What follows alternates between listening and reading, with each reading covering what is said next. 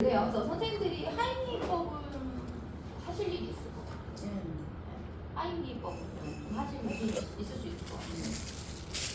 한장 넘겨보시면 24페이지에 급성 저혈압이 있습니다. 급성 저혈압.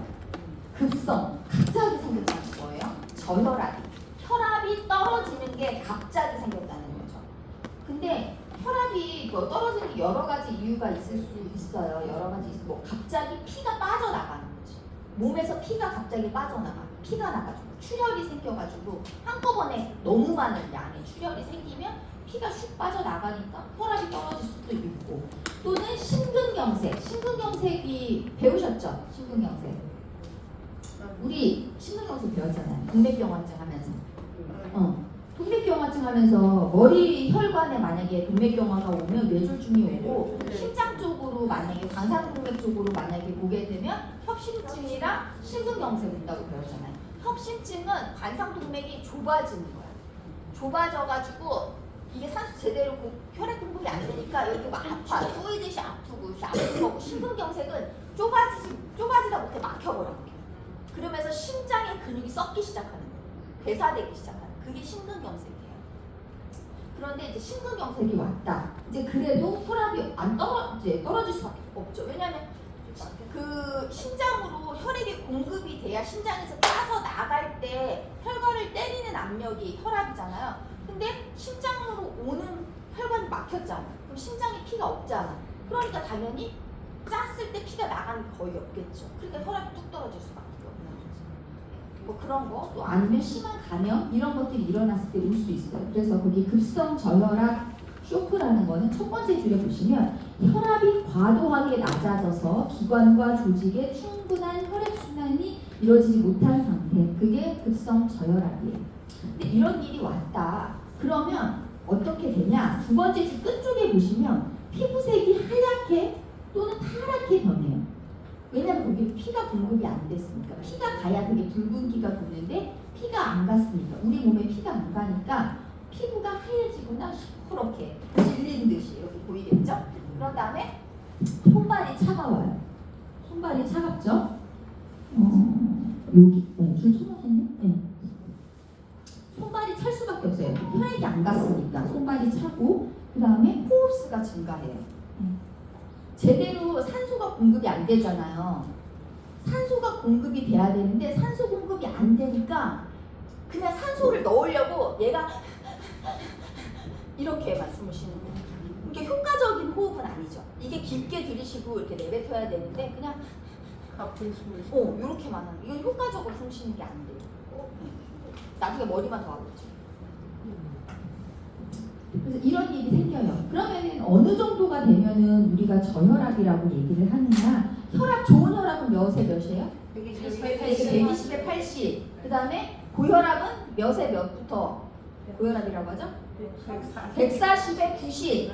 140에 90이 고혈압이라고 한다 그랬잖아요. 저혈압은요 90에 60. 90에 60 이하로 떨어지거나 아니면 맥박수가 100회 이상 크게 오르면, 맥박수가 오른다는 건 뭐냐면 심장이 제대로 짜가지고 우리 몸에 피를 뿌려야 되는데 그게 안 되니까 얘가 그냥 심장이 확 짜고 확 벌어지고 확 짜고 확 벌어져야 되는데 그게 안 되니까 그냥 피를 주기는 줘야 되겠고, 이게 확 짜지지는 않고 지금, 그러니까 얘가 그냥 빠르게 조금씩이라도 빨리 뛰어서 어떻게라도 내보내려고 노력을 하는 거야. 그러니까 맥박만 올라. 뛰는 맥박만 올라. 100회 이상으로 크게 오르면 쇼크를 의심할 수 있습니다. 이렇게 되면 대상자는 엄청 불안과 공포에 휩싸이겠죠. 그리고 쇼크는 후기고령자가 갑자기 사망에 이르게 하는 위급한 상황이에요. 그래서 보호사님들은 항상 이런 상황에 대비를 하셔야 되는데, 일단 제일 먼저 할 거는 119에 신고하시는 게 제일 먼저죠. 그런 다음에 대상자를 천장을 바라보는 자세로 눕히실 거예요. 똑바로 눕히라는 거죠. 똑바로 눕히고, 만약에 이 사람이 급성 저혈압이 올 이유가 대량 출혈 때문에, 그러니까 피를 많이 쏟아가지고 이런 일이 생긴 거라면 출혈에 대한 응급 조치를 하셔야, 그러니까 지혈을 하셔야 되겠죠. 그 부위를. 출혈에 대한 거는 그 다음에 나와요. 그 지혈을 하실 거고, 만약 입에서 뭔가 나온다, 만약에 피를 흘린다거나 아니면 뭔가 구토물 같은 게 입에 이렇게 있거나 침을 막 보글보글보글 막 이렇게 하고 있거나 이런 일이 생길 수 있잖아요. 그럼 그대로 얼굴을 그대로 이렇게 놔두면 그게 넘어가, 잘못해서 기도로 넘어가겠죠. 그러니까 고개를 옆으로 돌리셔야 돼요. 그럼 이렇게 흘러내죠. 나오는 옆으로 흘러내릴 테니까 고개를 옆으로 돌리십니다. 그 다음에 동그라미 5번에 보시면 발 아래에 베개나 이불을 받쳐서 다리가 30cm 정도 되도록 올라가게 하시는 겁니다. 이게 이제 쇼크 자세라는 건데, 천장을 바라보고요. 입에서 뭐가 나면 고개는 옆으로 돌리고요. 다리는 위로 올리시는, 심장보다 높게인데 여기에서는 30cm라고 돼 있어요. 왜 그러냐면 지금 어쨌든 문제는 피가 모자른 거잖아요. 한마디로. 피가 모자른 건데, 피가 모자라서 문제가 되는 게 뭐냐? 심장과 뇌가 문제가 되는 거잖아요. 이제 심장으로 피가 안 가고 뇌로 피가 안 가는 게 지금 문제가 되는 거잖아요. 그러니까 가능하면 온몸에 남아있는 피를 걔네한테 집중시켜야 되는 거예요. 심장과 뇌로 집중을 시켜야 되기 때문에 팔다리 사지에 있는 피를 끌어다가 걔네한테 일단 먼저 줘야 돼. 안 그러면 죽으니까. 예. 그래서 다리를 올리면 거기에 있는 피가 거슬러서 심장 쪽으로 가게 되죠. 그러니까 다리를 올려주는 거지. 그리고 주변에 자동 혈압계가 있다면 혈압과 맥박을 측정한다. 상황이 종료될 때까지 침착하고 편안하게 숨을 쉬도록 안내한다. 상황이 종료될 때까지 물이나 음식은 당연히 주면 안 됩니다. 예, 주면 안 된다. 일단 119에 신고하고요. 천장 보고 눕힌 다음에 입에서 뭐 나오면 고개를 옆으로 돌리고 다리는 30cm 위 이렇게 정도만 기억하시면 되겠습니다.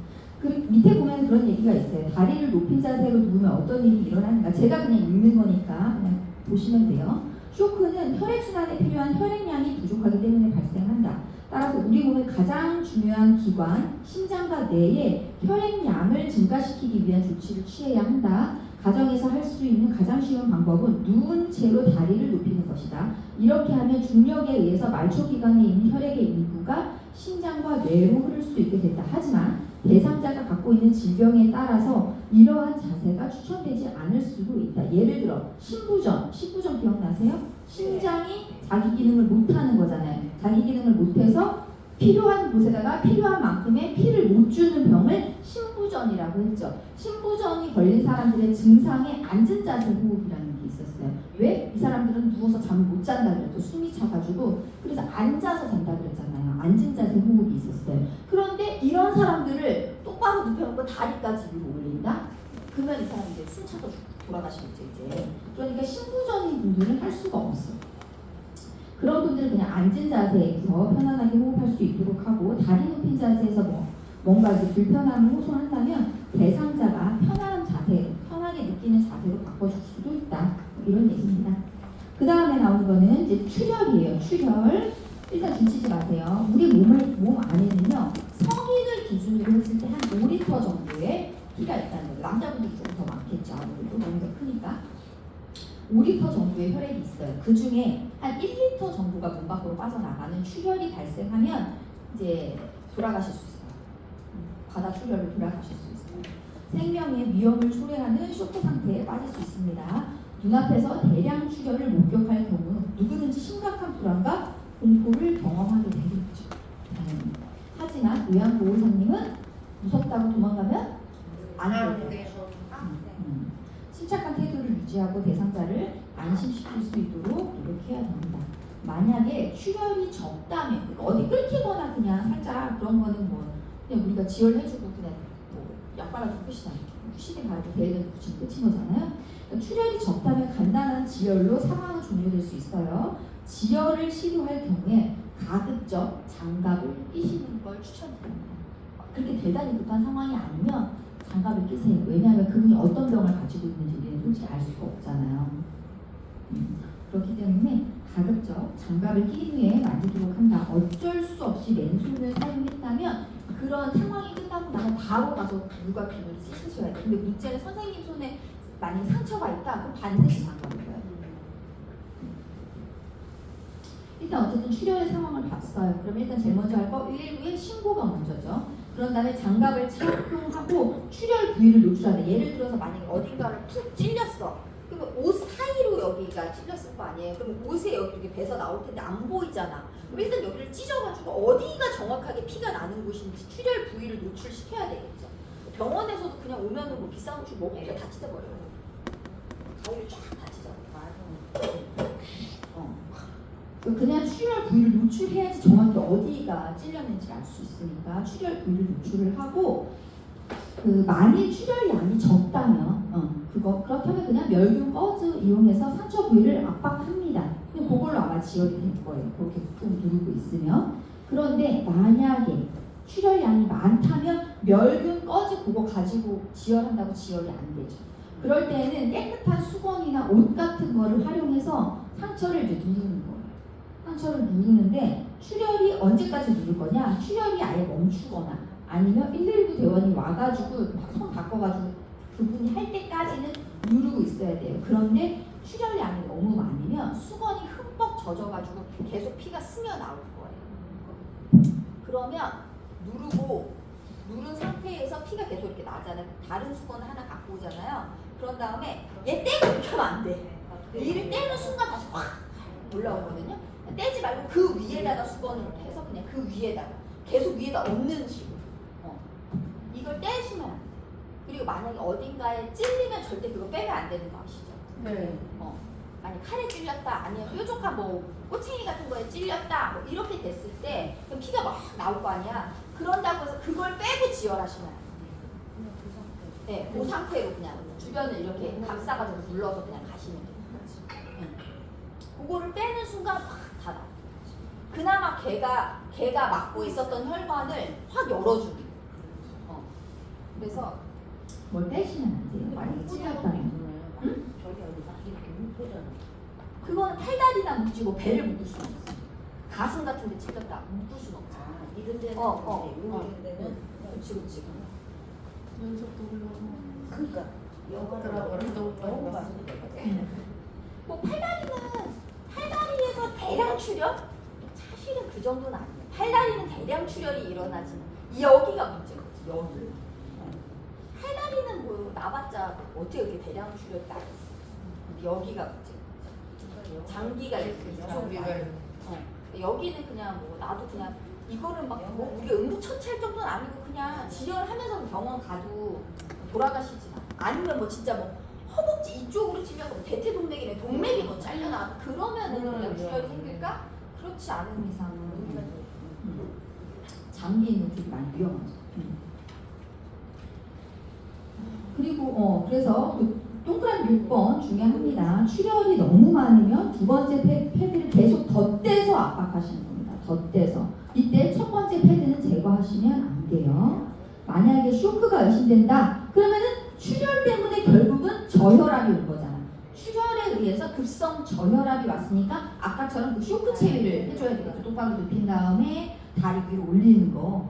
그걸 해주셔야겠죠. 쇼크가 의심되는 상황이라면 다리를 눕히는 자세. 출혈이 멈추었다면 상처 부위 드레싱을 실시한다.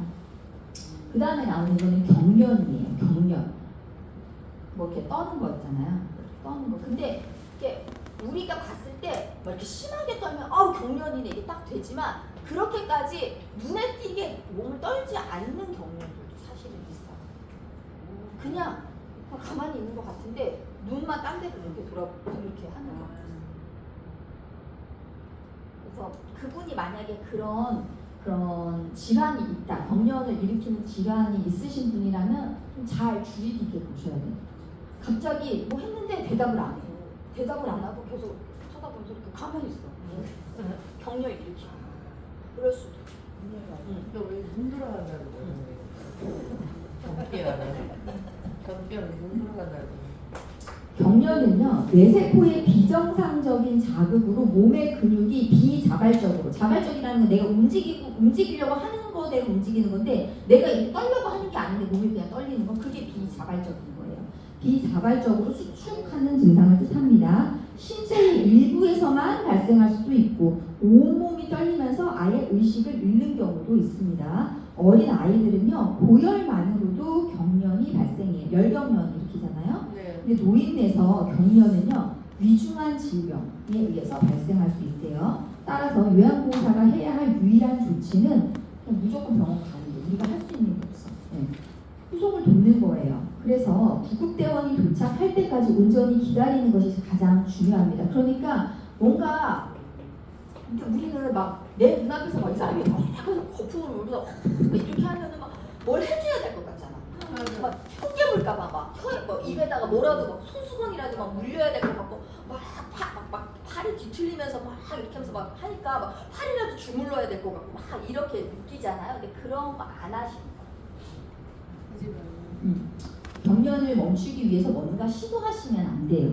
예를 들어 입안에 손가락을 넣거나 또는 놀래서 그런다 해서 막 청심환 같은 거 막 먹이려고 막 이런 거 하시면 안 되는 거예요. 뭐를 먹이는, 약 먹이는 시도를 해서는 안 됩니다. 다만 질식, 쇼크, 출혈 등이 발생하지 않도록 예방 조치를 하는 것은 괜찮다. 이제 애가 너무 이제 막 열이 막 40도를 찍었는데 그냥 아유 뭐 원래 그런 거지 이렇게 하고 냅두시면 안 된다는 거죠. 40도가 넘어가면 문제가 생길 수 있다라는 거 이미 이제 진정하고 계셔야 되는 거죠. 38도 후반 되면은 일단 뭐 적극적으로 조치를 하셔야 되는 거예요. 예방하시라는 거죠.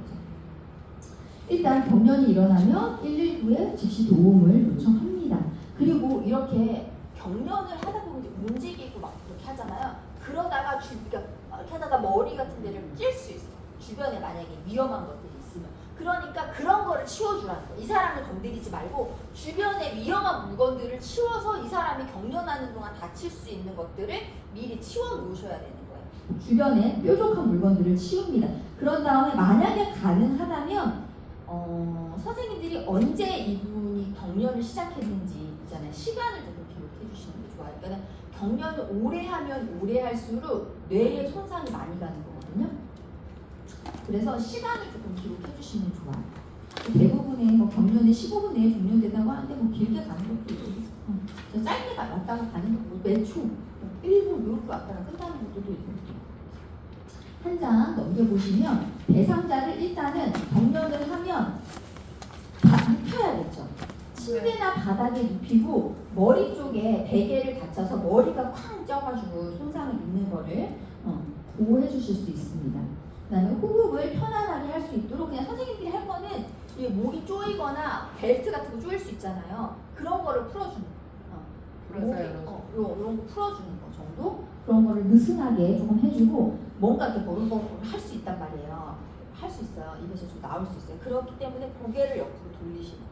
아까도 뭐 입에서 뭐 나오면 고개를 그냥 돌리라고 했잖아요. 똑같아요. 고개를 그냥 옆으로 돌려주시면 됩니다. 그리고 상관은 없어요. 네, 상관은 없어요. 네. 근데 경련을 멈추기 위해서 억제를 시도하는 건 안 됩니다. 그러니까 팔다리를 막 뻗다가 막 잡는다거나 막 주무른다거나 이런 거는 하시면 안 돼요. 그리고 대상자의 입에다가 뭔가를 물리는 행위도 안 됩니다. 그다음에 상어 그거 물리다가 선생님도 다칠 수 있고 그분이 그걸 탁 씹어버릴 수가 있어요. 그러면 그 조각이 또 들어가거든요. 잘못해서 또 넘어가거든요. 그게. 그래서 입에 뭔가 물리셔도 안 되고요. 상황이 종료될 때까지 물이나 음료 주시는 거 당연히 안 됩니다. 그냥 경련이 저절로 멈출 때까지 옆에서 가만히 있어준다던가 경련이 멈췄다면 휴식을 취하면서 다친 곳이 없는지를 살피시면 됩니다.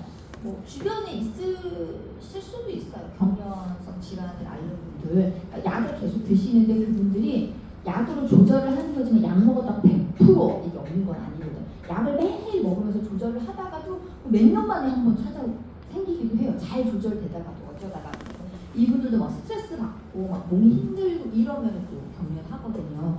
제일 시작에서 저도 한번 경련으로 너무 쓰러지는 아가씨인데 20대 초반 아가씨인데 요 광장 있는 데서 갑자기 빡 나무 투막 넘어가지고 꽉 넘어지는 거예요. 그래서 뭐 심근경색이라면 이런 건가 보다 가까이 가서 딱 봤는데 경련이. 그래서 그냥 핸드폰이 있길래 핸드폰 사건에서 전화를 제일 위에 있는 전화로 누군데 혹시 어디 같이 계세요? 뭐 앞에 어디 가게에 그래서 제가 가가지고 와서 보시라고 네 원래 자기 있던 일 자기 있던 일 근데 넘어지면서 머리 부딪히셨을 수도 있을 것 같다 좀 꽝 이렇게 내다 꽂았다고 그랬더니 네 그냥 이렇게 하시고 그래서 병원 가보시긴 해야 될 것 같은데요. 근데 아니 자주 있던 일이라서요. 무덤덤. 구조자도 무덤덤. 근데 뭐 오래 하진 않았어요. 경련이 오래 하진 않아가지고. 예전에는 간질이라고 했어. 예전에 간질이라고 했는데 어감이 좀 안 좋은 게 뇌전증이라고 바꿨어요.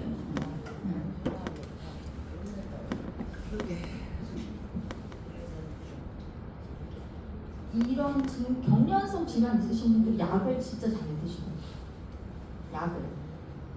약을 꼬박꼬박 안 드시면은 이런 경련이 자주 일어나죠. 그렇게 되면 될수록 내 손상이 있는. 운전하면 그 다음에는 이제 약물 중독이 나옵니다. 약물 중독. 약물 중독은 고의로 많이 먹을 수도 있죠. 예를 들어 약으로 자살할 시도를 한다던가, 그건 고의로 먹은 거잖아. 내가 일부러 많이 먹는 거잖아. 고의로 혹은 실수로 먹을 수도 있지. 원래 하나를 먹으라고 했는데 모르고 뭐 열알을 먹었다던가, 그렇게 먹을 수도 있잖아요. 그리고 치료적 약물을 과량 복용해서 이제 독성 반응이 발생한 거예요. 이게 가정에서는 의외로 삼켜서는 안 되는 독성 물질인 세제, 락스, 화장품, 살충제 이런 거를 드시는 경우도 있어요. 왜냐하면 그거를 덜어놨는데 너무 이제 대량으로 사가지고 만약에 작은 병에다 덜어놨는데 생수병 같은 데다 덜어놨는데 이제 마신다거나 물인 줄 알고 먹는다거나 그런 일이 생길 수 있어요. 만일 이제 실수로 이와 같은 물질을 섭취했다면 대상자는 말씀을 하겠죠. 왜? 왜 그런지 몰라. 할 거 아니에요. 뭔가 얘기를 하시겠죠. 하지만 고의로 만약에 섭취한 경우에는 내가 이제 죽으려고 먹은 거잖아. 그러면은 죽으려고 먹었으니까 일부러 알리진 않겠지. 근데 만약에 옆에 대상자가 있으면 알릴 거예요. 모르겠어. 얘기하게 될 거예요. 그러니까 문장 보고 먹는데 어쨌든 뭐 누가 있으면 나중 뭐 그게 무의식적으로 이제 자기가 다시 살겠다는 그런 의지가 생기는 거지. 자기가 약을 먹었어도. 그래서 만약에 고의로 그랬다면은 빠른 발견은 어려울 수 있다는 거죠. 왜냐하면 뭐 수면제 같은 거는 먹고 내가 잠이 들어버려서 잠자는 사이에 이제 돌아가시는 거지만 그런 뭐 제초제나 살충제 같은 건 너무 괴로워서 이게 어떻게 내가 뭐 죽겠다는 생각이 있다고 내가 참아내고 말고 할 그런 상황이 아니야. 그런 상황이 안 되는 거지. 그래서 그럴 수 있습니다. 이 경우에 요양보호사는 대상자의 증상, 주변의 정황을 종합적으로 판단해서 약물 중독을 의심하고 즉시 119에 신고해야 됩니다. 예를 들어서 갑작스럽게 구토를 한다던가 호흡이 불안해진다거나 의식이 흐려지는 등의 변화가 발생할 수 있대요. 그럴 경우에 또한 약병 안에 내용물이 쏟아져 있거나 옆에 이제 대상자가 막 왔다리 갔다리 하는데 약병이 딱 열려가지고 쏟아져 있거나 이런 거면 약물 중독이라고 의심할 수 있는 상황이잖아요. 그렇게 됐거나 아니면 딱 들어갔는데 냄새가 이미 락스 냄새가 확 이렇게 한다던가 그렇게 있을 때는 약물 중독일 수도 있겠구나 의심할 수 있다는 거죠. 일단 제일 먼저 할 거는 또 똑같아요. 무조건 119에 신고하고 즉시 도움을 요청하죠. 의식이 없는 상태라면 또 천장을 바라보는 자세, 입에 뭔가 나온 다음에 또 고개를 옆으로 돌려주고, 그죠? 119 대원이 올 때까지 대상자 곁에서 상태를 면밀히 관찰한 다음에 동그라미 5번이 중요합니다.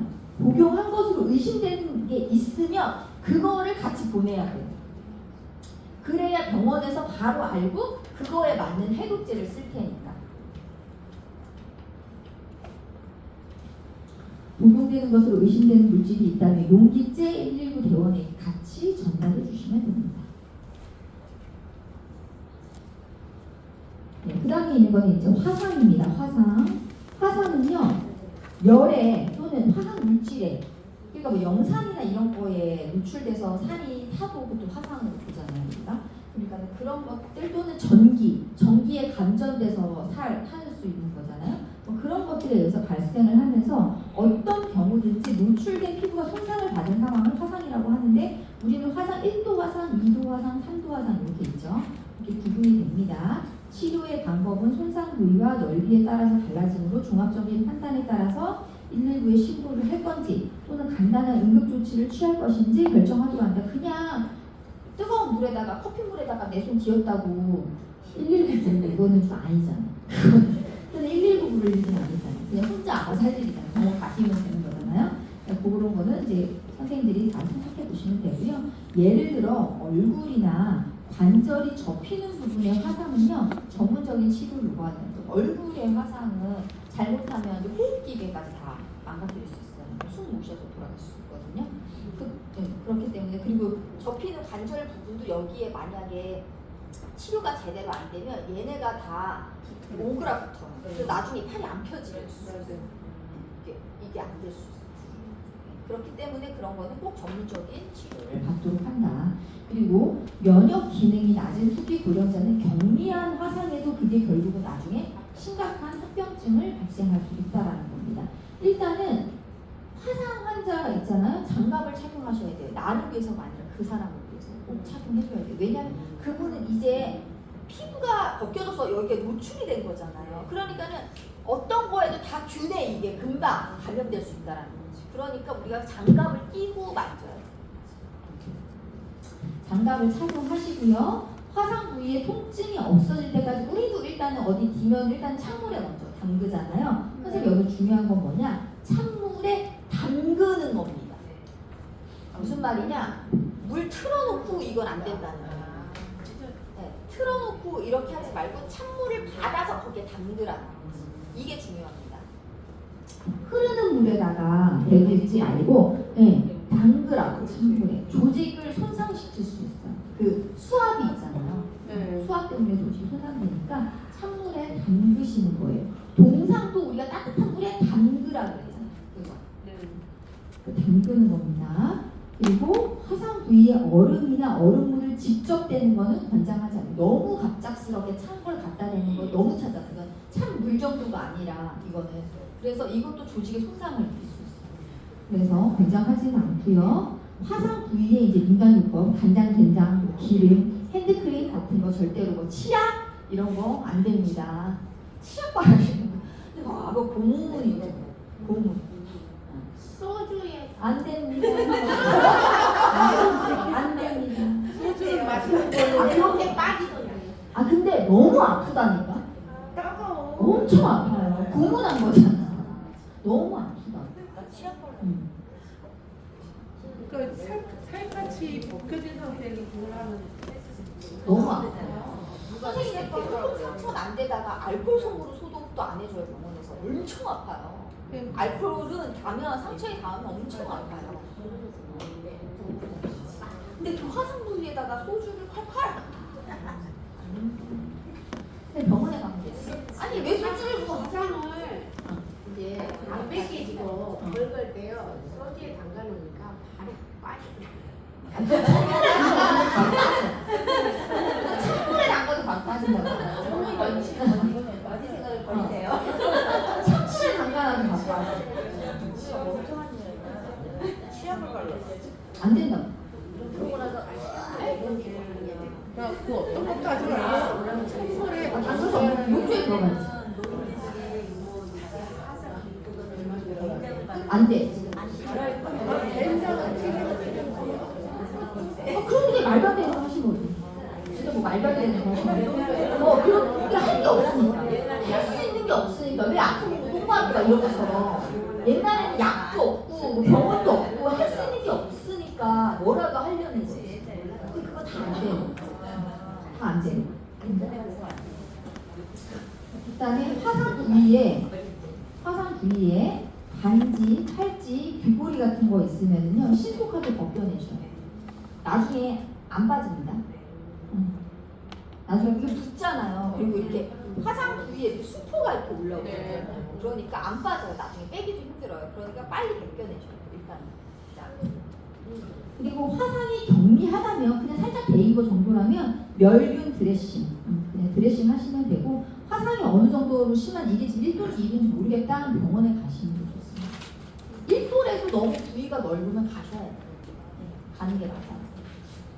한 장 넘겨보시면 골절, 뼈가 부러지거나 금가거나 한 거죠. 골다공증이 있는 노인은 낙상하고 나서 골절이 흔하게 발생할 수 있습니다. 그러니까 이거 중요합니다. 골절 상태로 힘을 주면은요, 골절이 됐는데 힘을 준다. 그러면 신경, 혈관에 추가적인 손상이 생겨요. 그러니까 골절되거나 이랬을 때는 스스로 움직이시면 안 돼요. 스스로 움직이기 어려울 정도로 심한 통증이 있거나 외형상의 변화가 있으면 골절을 의심하고 절대로 스스로 움직이면 안 돼요. 그 얘기가 어디 나와 있냐? 일단 골절에 처음에 119에 신고하죠. 그 다음에 동그라미 2번에 있죠. 대상자를 안정시키고 스스로 움직이게 하시면 안 돼요. 걷지 말라고.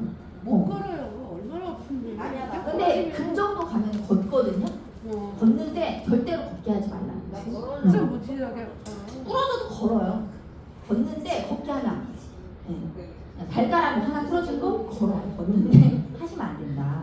네, 골절인지 여기도 똑같아요. 손상 부위에 반지나 팔찌 같은 거 있으면 벗겨야 돼. 거기가 틱틱 붙잖아요. 어차피. 그러니까 미리 빨리 벗겨 놓으시고 골절인지 아닌지 판단이 어려우면 일단 무조건 병원 가서 엑스레이 찍어보시면 되겠습니다. 여기까지 하고 네, 다음 시간에 심폐소 선수를 하겠습니다. 고생하셨어요. 근데 이거 3번에 손상부 이거는 지금 손이나 팔 얘기잖아요. 근데 선생님 문제, 이 핸드폰의 문제에는 허벅지가 골절이 됐대요. 그러면 어떻게 응급처치를 해야 되냐 그게 문제가 나왔는데 다른 건 답을 모르겠는데 거기에서도 반지 팔찌를 빼라 이런 거 답이 그것밖에 없는 것 같은데 근데 문제는 허벅지야. 답은 아무리 봐도 답이 없어. 그냥 그거 찍어. 그래서 그냥 나도 이런 거 찍기는 했는데 나도 그거 찍어. 이게 문제 그냥 뭐 어쨌든 골절이 있으면 장식을 뺀다. 그냥 이렇게 생각하셔야 돼. 그러니까 화상이랑 장식 뺀다. 그냥 이렇게만. 그러니까 문제가 근데 그렇게 너무 허벅지를 깊게 파고들어서 공부하면 오류가 너무 많아 이게 지금. 다른 것도 아니고 허벅지인데 답은 허벅지에 이거 뭐 하나 그러니까 다 문제가 그게 나 그거 보면서 그러니까 뭐 진짜 있나? 황당하더라고. 그게 저기 잘못전 선생님이 안 내셨대. 교수가 제가 내진 않는데 똑똑한 선생님은 절대 저도 문제를 보긴 봐야 되는 게 뭔지 모르겠어서 근데 저는 오늘 제가 볼 줄 알았거든요. 미리 봐놓으셨네. 아니 미리 해주라고 그래가지고 안 되는데 어떻게 보셨대? 찍는 것도 기술이니까.